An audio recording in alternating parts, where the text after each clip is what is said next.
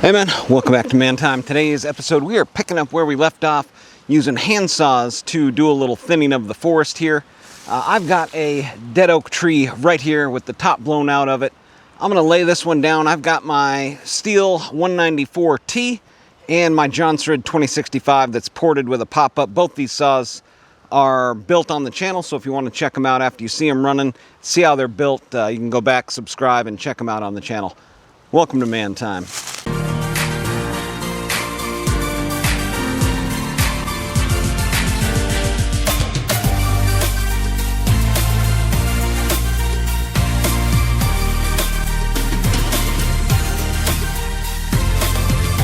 The first tree here, let's see here.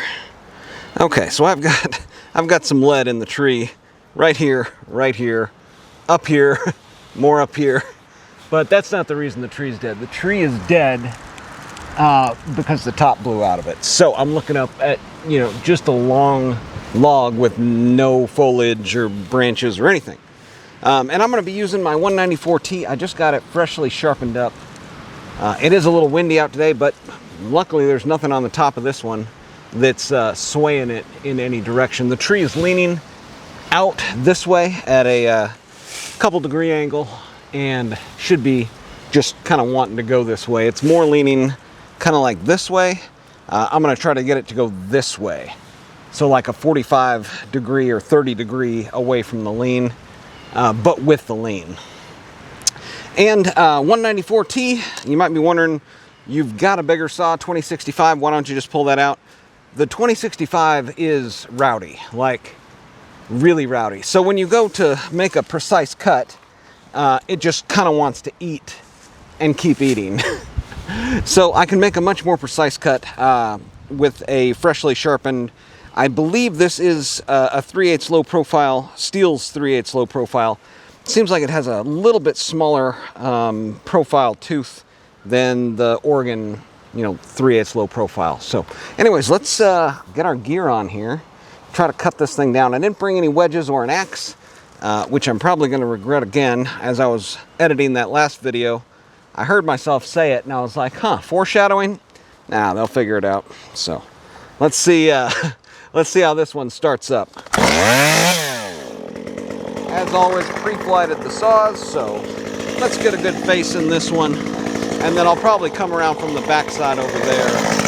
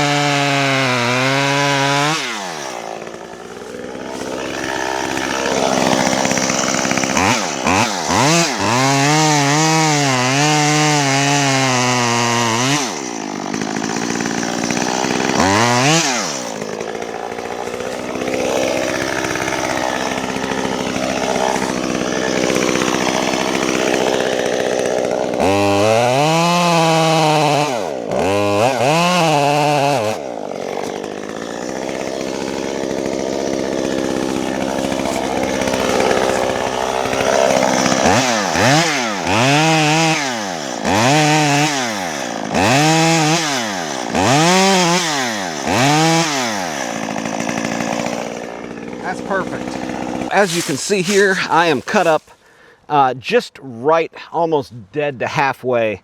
You can see that heartwood there, and it is like right in the dead center. So I'm halfway. Again, this is leaning. There's nothing on top, and should be pretty fairly easy from here.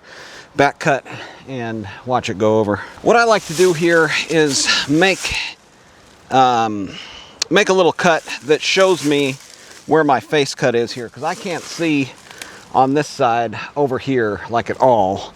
I mean, I can kind of feel back there, but as soon as I start that cut, you know, I can't see where I'm at. So I'm going to make some little cuts just so I can see what I'm doing, and then line up the bar and cut through. Man, I like the way this chain's cutting now. It looked like the rakers hadn't been touched on this chain, so I gave them all a good swipe or two, just getting them even, and then of course touched up the chain. So see if we can get this tree down safely without any wedges or anything.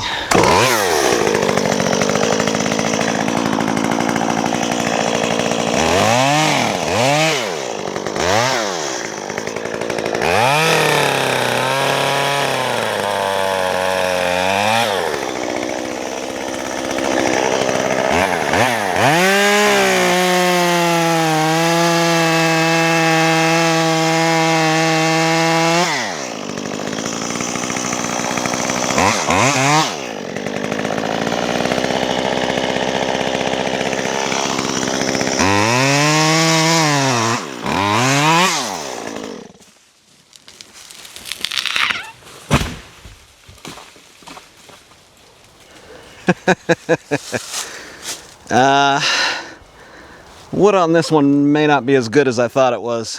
It kind of broke into several pieces there. Let's go take a look. Go ahead and take a quick look at that. You can see there, you know, just really good holding wood all the way across. Nice and even, down to about 1 inch. Had some pull out there. But yeah, the base of it looks really nice and healthy. But as we come up here, we're going to see something very different. That is not good wood. And inside of here, all this stuff it's just mush. And you can see, like, it broke there, it broke there, it broke further up there, and it's mush all the way up through here. This was, again, a snag tree, a dead tree, and you know, there was no top in it. So it just started decaying from the top down. But let's see if we can get in here and see if there's any good wood left. Boy, I don't know about you, but keeping up with the names of the chainsaws is almost as tough as keeping them serviced. I hadn't ran this one in many, many months. This one is a harder starting saw. When I do get it started, I'm very pleased with it. But this one is the 2165. So if you're looking for this saw back on the channel, Jonsered 2165. Okay, so this saw is in compression on the top here. This is kind of a road and of course a shooting lane through my property here. And I can just see it's bellied down. So it wants to pinch on the top. So I'm gonna immediately just come in, like cut a nice deep wedge and just kind of start hacking and get a nice V in the top of it here. Again, no wedges or axe or anything, but it looks like the tree kind of starts falling apart right here. I've got some white looking fungus starting to grow on it, so I'll be able to tell, you know, cutting in here if the wood is going to be good or if I just need to continue down the road here. Let's see if we can get it cut and see how this saw is going to restart.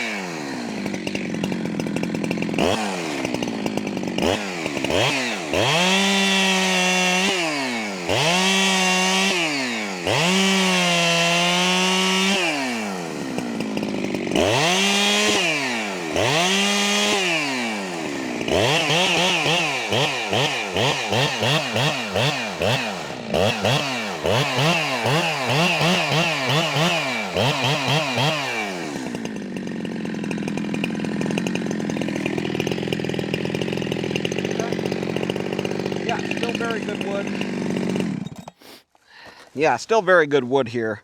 Let me get you a little closer, show you what I did here, just to ensure that I wouldn't get my bar pinched. A trick you can use if you're out buy yourself one saw plan. So a little hard to see from back where the camera was at, but I made a wedge first, and then I made 2 horizontal cuts or vertical cuts down on either side, and then 1 through the middle. So I had 3 vertical cuts there going through, and then cut all the way through on the center cut there. This wood stinks. There's like 2 different kinds of oh man, I don't know what it is. It smells like almost like day old rank coffee or something. It's not good. It's a sour oak. They've got 2 basic kinds of oak trees, sweet oak and sour oak. Like, this is sour oak. This is not good. But it is going to make for great firewood, and I'm probably going to bring some axes down here and try out a couple different ones. Since we have here a log that we know is going to get punky and bad, I don't want to like start there and keep working. So I'm just going to kind of pick the halfway point here where I've got known good wood there and at the end, and then we'll try right here as well.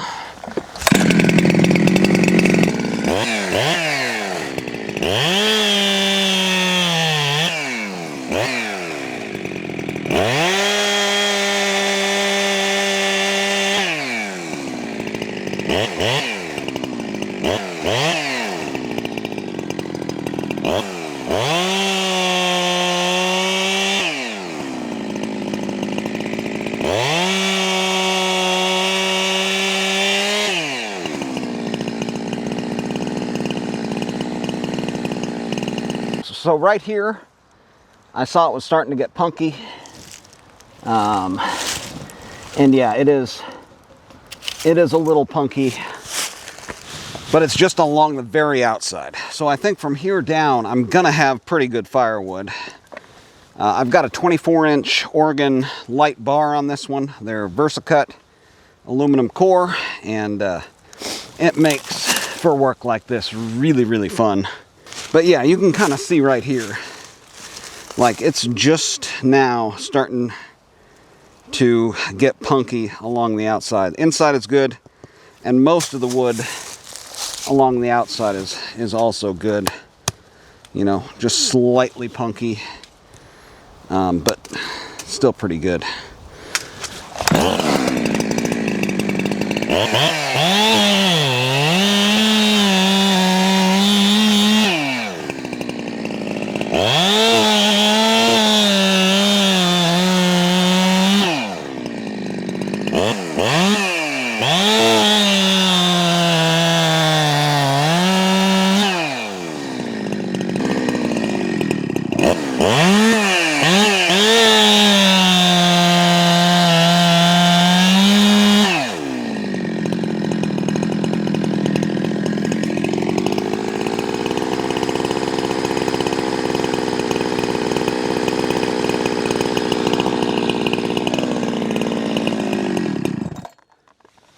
Interesting. So it seemed like it was kind of, seemed like it might have been running out of gas a little bit there. Okay, I'm gonna give it a quarter turn more gas on the low jet there. Yeah, I did scrape along the ground there a little bit, but just looking at the chain here, it is still razor sharp. There wasn't any rocks or anything. Nice sharp point, and still cutting very well. So let's see if a little bit of extra gas down low is what this thing needed.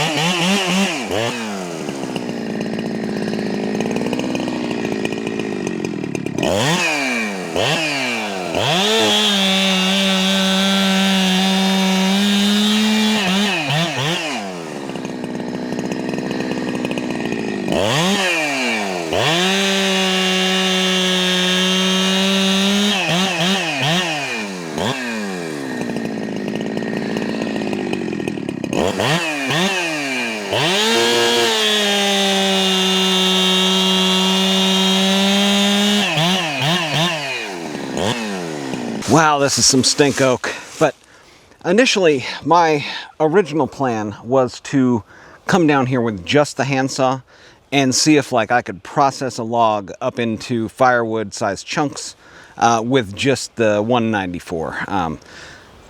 I could, and the video would be a little bit different, but I'm going to show you right now why I chose the 2165 as the second saw in the plan here, and that's typically my deal. I'm a two saw plan, handsaw and a bigger saw. This case ported up 65cc. That saw is running amazing.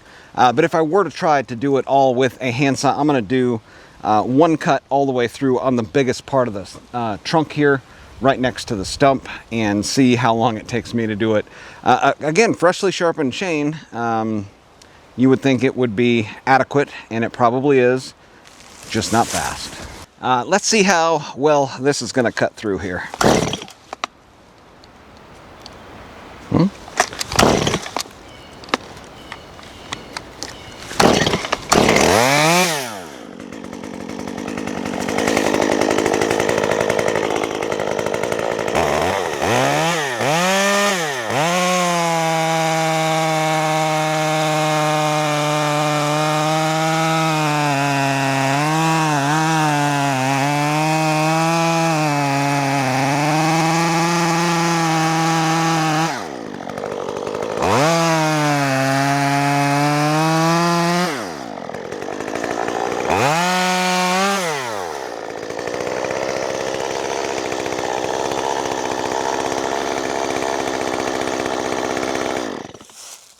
Man, I really hope this isn't more of the same kind of wood that I just got done trying to cut up. I cut down a tree with the same microphone on. Man, it's probably been a couple months ago now, but it just stayed so wet.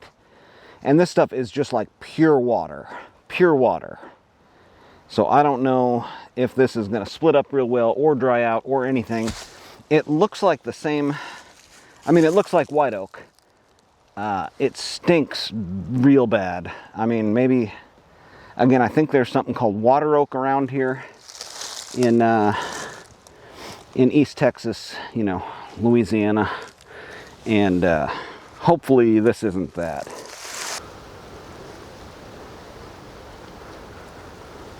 Yeah, you could see from that overhead shot in the beginning of the video, you know, the intro.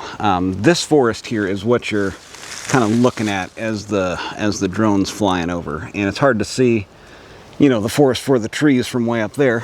But right over there, I've got a huge dead red oak, and you can see I was kind of testing it on the bottom there with an axe. To make sure that it was going to be strong enough to cut down. And then of course right in front of it, two trees, you know, that are dead. I mean, just dead trees kind of all over, but trees everywhere nonetheless. And, you know, several of them, man, there's another dead one right there, center screen. I mean, I could spend days and days and days out here.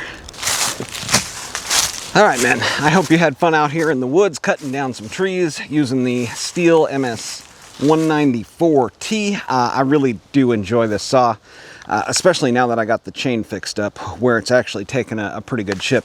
It made it through that chunk pretty easily, and I could have very easily processed up, you know, this whole log with just this saw. So anyways, that's going to do it for today on Man Time. You like this type of stuff, you like these saws, make sure to subscribe. Go back, check the videos out, but whatever you do, get out there, have you some man time too.